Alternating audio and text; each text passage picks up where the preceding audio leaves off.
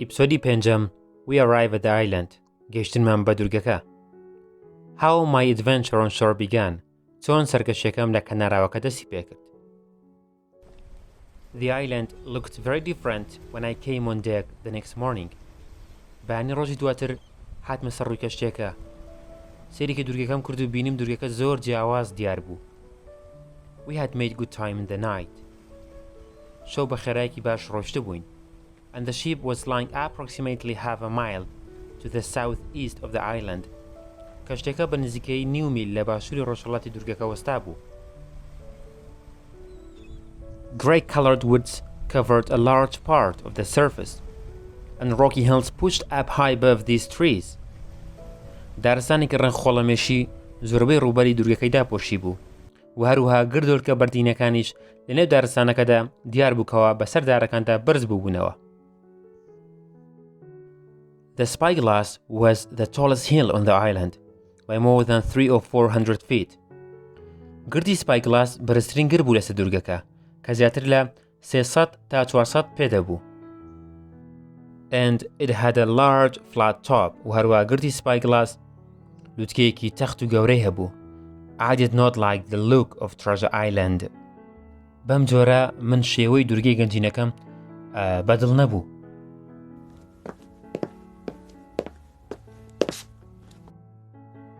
With some difficulty, we brought the ship into a safe but narrow passage of water between Treasure Island and the nearby Skeleton Island. بەکەمێک زەحمەتیەوە کەشتیەکەمان بە سەلامەتی بردە تەنگەبەرێکی ئاوی تەسکەوە کە ئەم تەنگەبەرە لە نێوان دوورگەی گەنجینە و نزیک دوورگەی سکەلتن بوو. And we dropped the anchor. The trees came down to the shore and there was a swamp with 2 little freshwater rivers running out into it. لەنگەری کەشتەکەمان داگرت و بینیم دارەکان بە کەناراوەکەدا شۆڕ ببوونەوە. زەلکاوێکی لێبوو کە ئەم زەلکاوە 2 جۆگۆلە ئاوی سازگار دەڕژایە ناوی.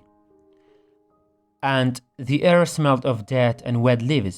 و هەروەها ئاو هەوای دارستانەکە یاخود دوورگەکە بۆنی گەڵای سیزبووی تەڕی لێدەهات. خوێندکاری ئازیز، ئەمە تەواوی وەسفکردنی جیم بوو بۆ دوورگەی گەنجینە. ئەم دوورگەیە بەدڵی جیم نییە. ئەگەر هاتوو لێیان پرسی هۆکارەکەی چییە؟ هەموو ئەو وەسفانان نووسیکەوە ئێستا باسمان کرد. ئەمە وەسفی دوورگەکە بوو. با بزانین جیم چیکەمان پێڵێ، وەسفی چیترمان بۆکە. پاشان جیمەڵێت As soon as we arrived at the island, most of the crew lay around on the deck grumbling together. هەرکە گەیشتنە دوورگەکە زۆربەی تاقمەکە واتە دەریاوانەکان لەسەر کەشتێکە پاڵیان دابەوە بۆڵە بۆڵیان دەکرد لەگەڵ یەکتری واتە لە کارکردن وەستا بوون. Orders were followed slowly and carelessly, and mutiny, it was clear, was hanging over us like a big black cloud. فەرمانەکانیان بەهێواشی و کەمتەرخەمیەوە جێبەجێ دەکرد. وارووا گرنگیان بە فەرمانەکان نەدا. یاخیبوونی چەتەکان وەک هەورێکی ڕەشی گەورە بەسەر سەرمانەوە دیار بوو. دیار بووکەوە یاخیبوون ڕوو ئەدات. باشە دەیوا بێ بزانی کارتانەوەی جیم و هاوڕەکانی چییە؟ جیمەڵێت We decided to have a meeting in the cabin. بڕیارماندا لە کابینەکەدا کۆ ببینەوە.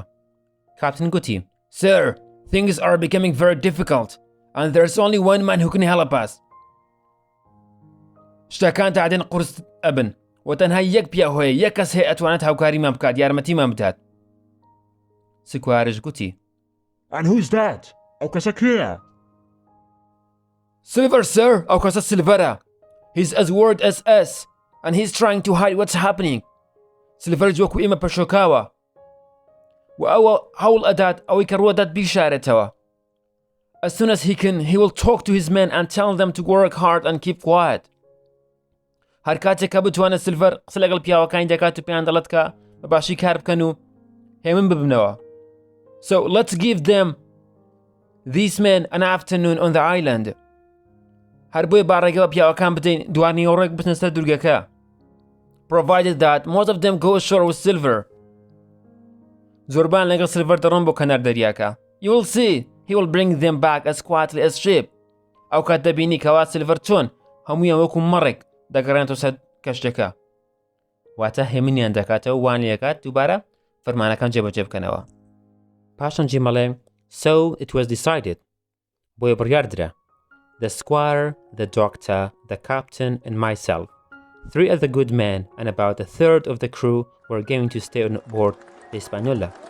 بڕیاردەکەوە من و کوێخاو دکتۆر و کاپتن سمۆڵەت و 3 لە پیاوە باشەکان و هەروە نزیکەی 3 تاقمی دەریاوانەکان لەسەر ئیسپانیۆلا بمێنتەوە. And meanwhile, the other 30 men, including Silver, excitedly started to climb into the small boats.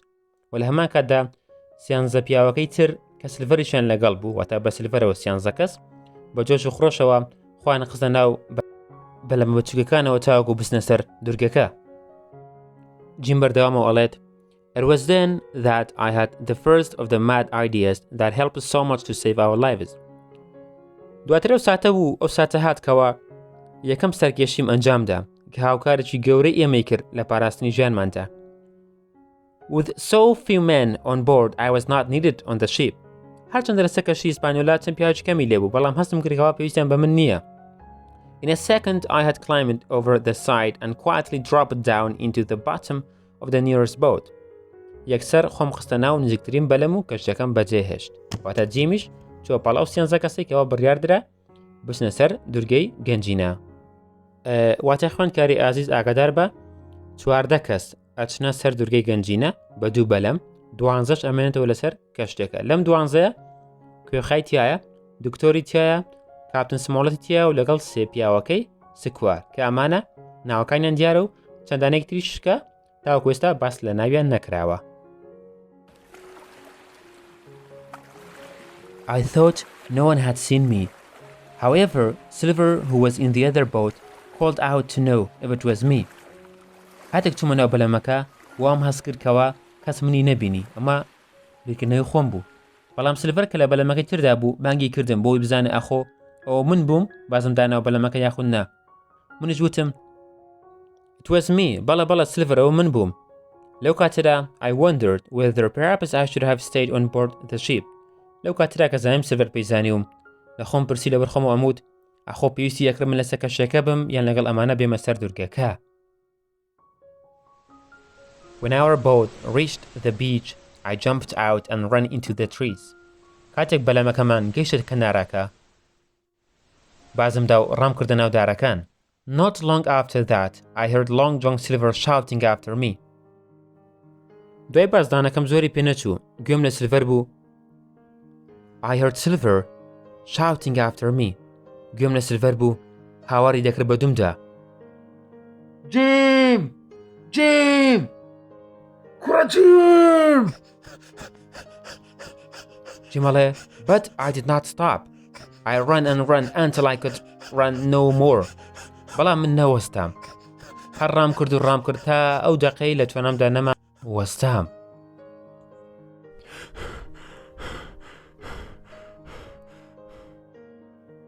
Section 2.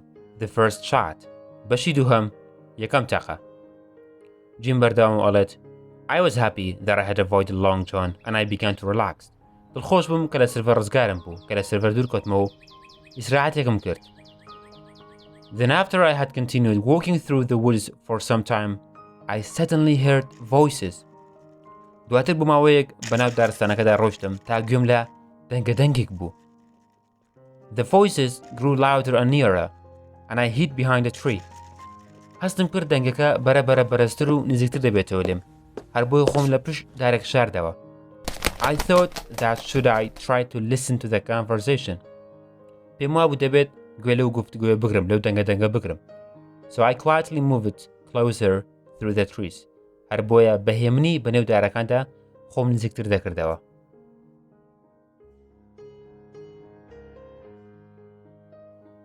جیم بەردەوامەوە ئەڵێت At last I looked down a little hill towards an open area of swamp and I saw Long John Silver and one of the crew. دواتر سەیری گردۆلکەکەی خوارەوەم کرد کە شوێنێکی کراوە بوو بەرەو زەرکاوەکە. سلڤەر و یەکێک لە ئەندامانی تەقمەکەم بینی واتە سلڤەر و یەکێک لە دەریاوانەکانی ترم بینی. سلڤەر گوتی Mate, it is because I like you. If I hadn't liked you from the start, do you think I would be warning you now? It's all finished, and you can't do anything up to change things. هاوڕێ لەبەرەوەی من تۆم خۆش دەوێ هەر بۆی قسەمان پێڵم ئەگەر لە سەرتاوە تۆم خۆشنەویستایە پێت وایە ئێستا من ئاگادارم دەکردیەوە هەموو شتێک کۆتایی هاتووە هاوڕێکەم و ناتوانانی هیچ شتێ بکەیت تا شتەکان بگۆڕیت. I'm trying to save you. Join with us. من دەمێت ڕزگارت بکەم بۆیە لەگەڵ ئێمە بەشدار بە جۆینی گروپەکە ئێمە بکە. پاشان دەریاوانەکەی تروتی کە ناوی تۆمە.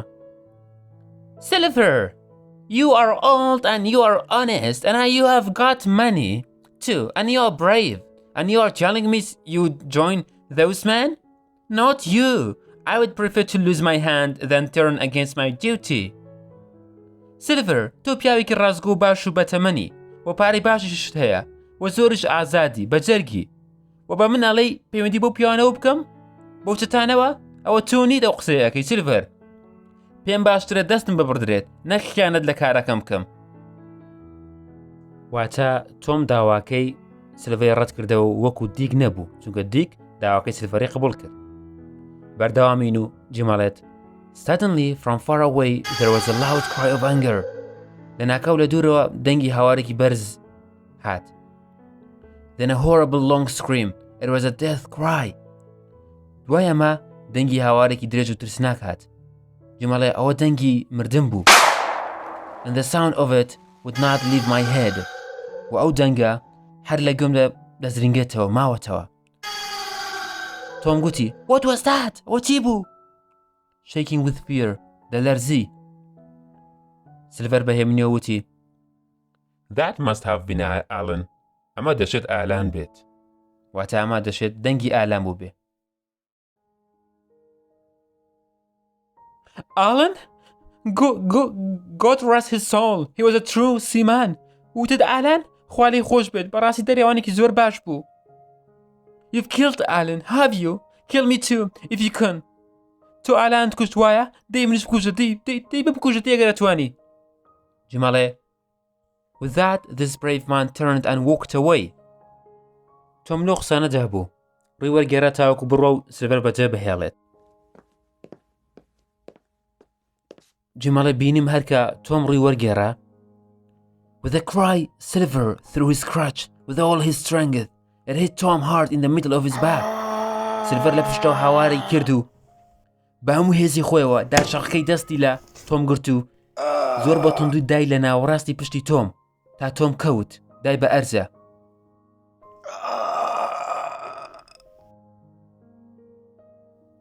جیمەڵێ Tom fell down and in a moment Silver had jumped on top of him and had killed him with the knife. تۆم کەوتە سەر زەوی و سیلڤەریش خۆیڵدا سەر پشتی و بە چاقۆکەی کوشتی. Then I saw Silver slowly cleaning the blood from his knife on some grass. دواتر سیلڤەرم بینی چاقۆکەی بەهێواشی بە گاکی خاوێن دەکردەوە. Then he took out a whistle and blew on it several times. دواتر سیلڤەرم بینی فیکەکەی دەرهێنا و چەند جارێک لێیدا. I didn't know what his meant. نەمزانی ئەوە مانای چییە but guessed that more men would be coming. بەڵام پێم وابوو وای بۆ چمکەوە واتای ئەوەیە پیاوی زیاتر دێن واتە چۆتەکان دێن بۆ لای سیلڤەر. جیمەڵێ I began to move away as quickly and as quietly as I could. تا توانیم بە خێرایی بە بێدەنگی لەو شوێن دوور کەوتمەوە. They had already killed 2 people. Might I be next? ئەوان 2 کەسیان کوشت. لەوانەیە کەسی سێهەم من بم. I ran and ran, full of fear. ڕام کرد و ڕام کرد. زۆرش دەترسام. How could I go back to the boats with these men after what they had done? چۆن بتوانم لەگەڵ ئەو پیاوانە بگەڕێمەوە بۆ لای بەلەمەکان دوای ئەوەی کە بینیم چیان ئەنجامدا. Would they kill me as soon as they saw me? ئایا دەمکوژن کاتێک کە دەمبینن دەمدۆزنەوە؟ It was a disaster. بەڕاستی مەکارەساتە. I thought there was nothing left for me but death by one of the mutineers or by starvation. لەو دەقەیە هیچ شتێکی ترم بۆ نەمابووە. پێم وابیێنەوە تا ئاکوژرێم لەلایەن یەخیبۆکانەوە واتە چەتەکان یانەوە تا لێرە لە برسان دەمرم. But as I ran through the woods, a new fright made me stop suddenly and I stood still, my heart racing. بەڵام کە بەناو دارستانەکەدا ڕام دەکرد ترسێکی دیکە وای لێ کردم کە یەکسەر بوەستم. هەر بۆی وەستام و جوڵم نەکرد. دڵیشم زۆر بە خێرایی لی دەدا.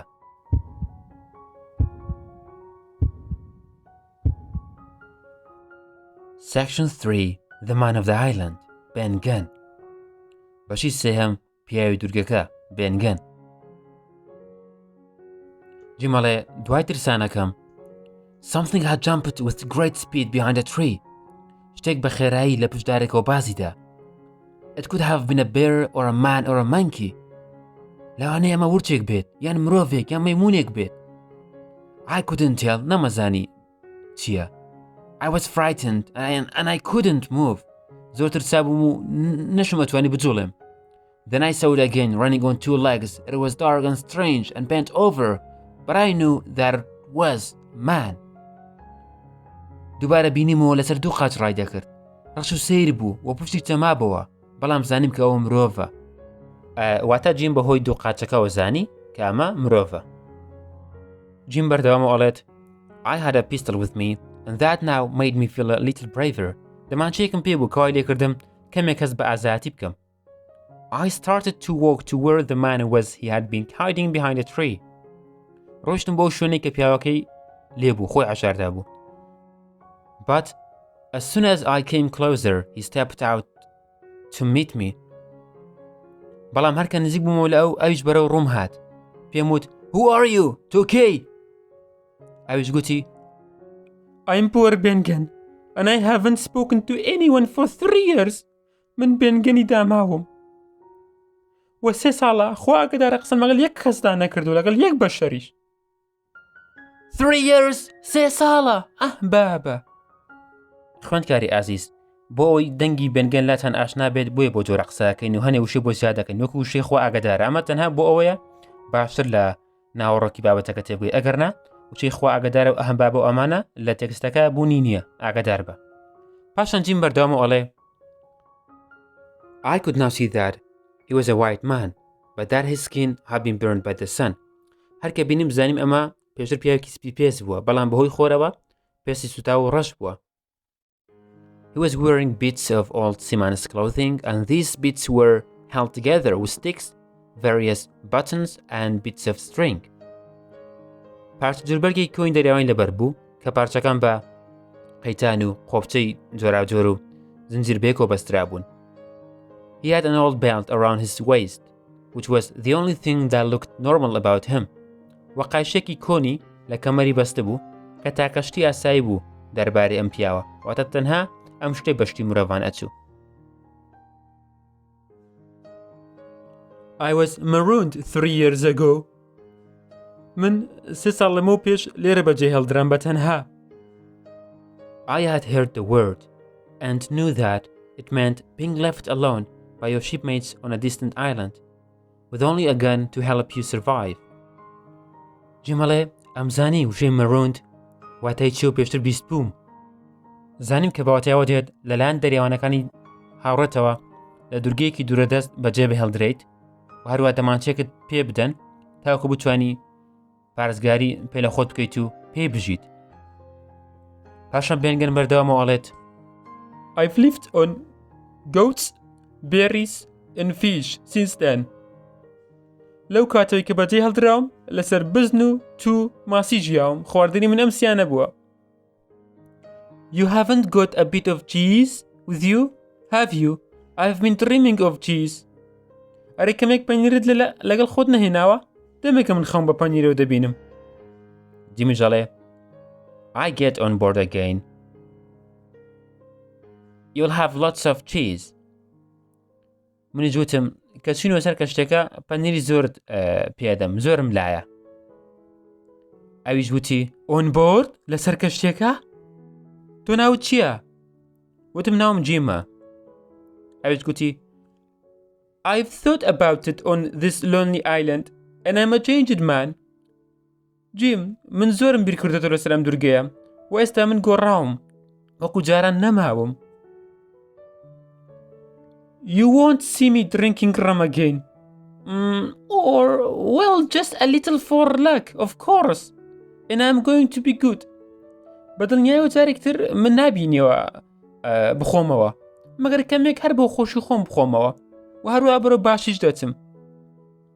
پاشان جیمەڵێ He looked around him carefully.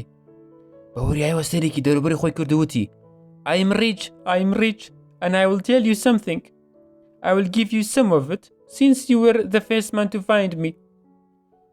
من دەوڵەمەند بۆ وەرە شتێکت پێ دەڵێم هەندێک لەو پارەیە درەمێ لەبەرەوەی تو یەکە و کەس بووی کە منت دۆزیەوە. جیمەڵێ But with that he suddenly looked frightened and held my hand hard. بەڵام لە ناکەو ترسا و دەستی بە تونگی دیگرتم و گوتی It's not Flint's ship you are from, is it? وتی خۆ تۆ لەگەڵ کەشتەکەی فلنتەوە نەهاتووی وایە جیم؟ جیمەڵێ This gave me hope. Perhaps I had found someone who would help me.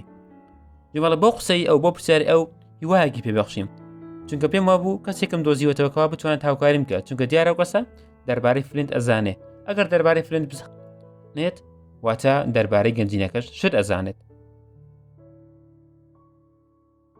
لە وەڵامدا پێم وت No, it's not Flint's ship. Flint is dead. نا فلنت نییە فلنت دەمێکە مردووە. But there are some of Flint's crew abroad, which is bad news for the rest of us. بەڵام هەندێک لە تاقمەکەی فلنتمان لەگەڵە کە ئەمەش هەواڵێکی ناخۆشە بە هەمومان. بەنیگەنج وتی Not a man with one leg. خۆ ئەو پیاوەتان لەگەڵ نییە کە یەک قاچی هەیە. I said Silver وتم Silver ئەڵێیت؟ Yes, that was his name. If you were sent by him, then I'm a dead man.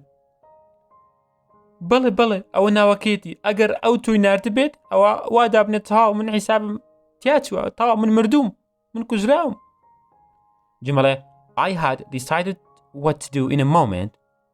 I told him all about our voyage and the crisis we were now in. جیمەڵێ لە تورکیەکە یەکسەر بڕیارم دا کە چی بکەم ئەوەی کە لە گەشتەکەماندا ڕوودا بوو هەموویم بۆ گەڕایەوە پێشم وت کە ئێستا ئێمە لە چه قەیرانێک داینە. He listened carefully and then he said بە وریایەوە گوێی لێگرتم و پاشان وتی You are a good lad. Don't you worry. بێنگەن will help you.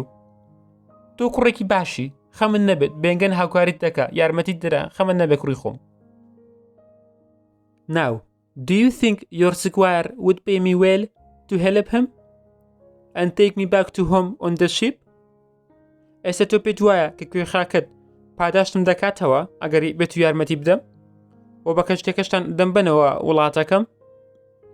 منیش وتم The squire is a gentleman and anyway if we don't have the others we will need you to help and sail the ship home. پێم وت کوێخا کەسێکی خانەدان و بەڕێزە هەرچۆنێک بێت ئەگەر ئەوان ترمان لەگەڵ نەبێت ئەوە پێویستمان بە تۆ بێت بنگەن کارمەتیمان بدەیت تا کەشتێکە بگەێنینەوە ماڵەوە. Well, I will tell you some of my story. باشە بە هەندێک لە چیرۆکی خۆمت بۆ بگێڕمەوە جیم. I were on Flint's ship when he went to bury the treasure. He took 6 strong sailors with him, but he came back alone. Killed them all. Billy Bones was the ship's mate, and Long John looked after the supplies. Well, I was on a different ship 3 years ago when I saw this island again. من لەسەر کەشتەکەی فلنت بووم. ئەو کاتێک کە فلنت ڕۆژ بۆ شارنەوەی گەنجینەکە 6 دەریاوانی بەهێز لەگەڵ خۆی برد. بەڵام فلنت بەتەنها گەڕایەوە ماڵ ئاوادان هەر 6یانی کوشت بوو. ئەو سەردەما بیلی بۆنز ئەفسەری پلەبەرز بوو جێگری کاپتن فلنت بوو. لۆنگ جۆن سیلڤەری یە قاچیش چاودێری شتومەکەکانی دەکرد و هەروەها 3 ساڵ لەمەوبەر من لەسەر کەشتێکی ترەوە هاتمۆسە ئەو دورگێ و جارێکی تر ئەم دورگەیەم بینیەوە. بەنگەم بەردەوامە و باسی ئەو سەردەما کات و ئەڵێت ئەو کاتە لەسەر کەشتەکە بە هاوڕەکانم وتم Boys, let's stop and get Flint's treasure. The captain wasn't happy, but for 12 days we looked for it and found nothing. وتم کوڕینە بالدەرە بوەستین گەنجینەکەی فلنت لەم دورگەیە شاردراوەتەوە. هەرچەندە کاپنەکە پێی خۆش نەبووکەوە قسەم کرد بەڵام 12 ڕۆژی ڕێک بە دوای گەنجینەکەدا گەڕاین هیچمان نەدۆزیەوە. Every day they got angrier and then they said, Here's a gun, a pickaxe and a spade. Find it yourself. Then they all went out and left me alone. But I have been busy these 3 years, see? And guess what? ئەزانی ڕۆژ لە دوای ڕۆژ دەریاوانەکە لێم تووڕابوون تووڕەتر و تووڕەترە بوون ڕۆژێک گوتیان ها کاکە ئەوە دەمانچەیە و چەک و پاچ و خاکەنە زێک بۆ تۆ خۆت بیدۆزەوە بێنگەن هەمیان چوونەوە سەر کەشتێکە و منیان لێرە بەجێهێشت ئەو 3 ساڵە من بەتەنها لەسەر ئەم دوورگەیە بووم هەر خەریکی دۆزینەوەی ئەم گەنجینەیە بووم سیرکە بزانە چی جیمەڵێ he winked at me چاوێک لێداگرتم و پێم گوت but how are we going to get back on board منش پرسییم ئەیدی چۆن بگەڕێنەوە سەر کەشتێکە ئەویش لە وەڵام داوتی I've made a small boat I keep her under the white rock کوڕە خەمت نەبێ نا من بەلەمێکی بچووکم دروست کردو لەژێر بەردێکی گەورەی سپیدا شاردومەتەوە پاشانچی مەڵێ just then there was the sudden loud crash of cannon هەر لەو سادەرە لە ناکاو دەنگی تەقینی تۆپێک هات هاوارم کرد و وتم they have started to fight دەستیان کرد بە شەڕ